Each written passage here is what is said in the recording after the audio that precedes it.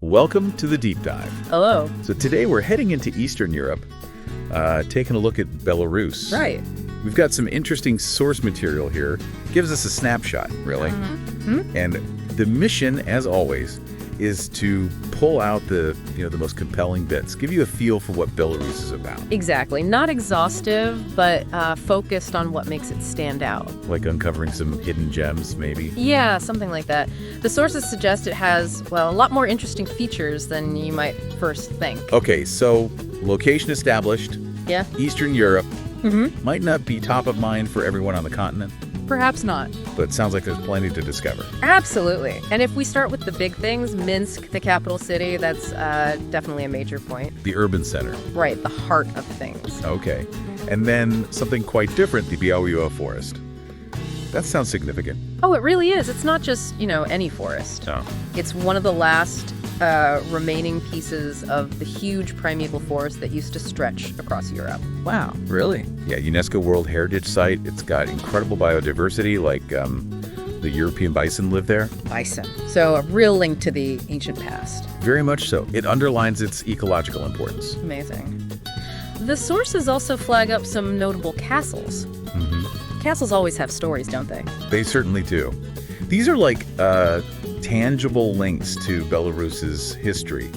Different periods, different styles. And you can sort of picture the history. Exactly. Like walking through different chapters. And then more modern day, the Minsk metro gets a mention. Seems like a small detail, but Well, it paints a picture, doesn't it? yeah, of daily life. Precisely. The hustle and bustle in the capital, it grounds things, Yeah. shows contemporary Belarus alongside the history and nature. Right, it's not just forests and castles, it's a living place. It's a vibrant, modern nation. Yeah. Okay, shifting gears a bit. Culture. Hmm. One thing you notice immediately is the writing Cyrillic script. That's right. And that points to, the linguistic backgrounds and the historical influences in that region. Makes sense. And beyond the script, the sources really highlight these rich cultural traditions. And a sense of pride in them. A very strong sense of pride, yes. It seems deeply rooted in the people. And that pride carries over to their history and language, too, apparently. It does. It seems like preserving their language, their historical story, it's really important for their national identity. That cultural continuity you mentioned. Exactly that. Okay, and finally, just briefly on the environment. Beyond Białystok, it sounds like forests are pretty common. Yes. It seems Belarus is quite a forested country overall. So a strong connection to nature, probably. Likely, yes. It probably shapes traditions, their way of life, that sort of thing. Okay, so let's recap quickly.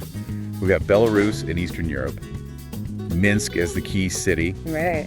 the incredible Białystok forest, a real natural treasure, Definitely. historical castles, and a distinct culture, Cyrillic script, strong traditions, pride in history and language. That sums it up pretty well. A nation with deep roots, significant nature, and a clear sense of self. So, a final thought for you listening. How does a country like this, with this kind of history and natural heritage, fit into the wider European picture today? Yeah, and maybe think about that pride and tradition. What kind of unique art or cultural perspectives might you find if you looked a bit deeper into Belarusian culture itself? Definitely some interesting things to ponder there.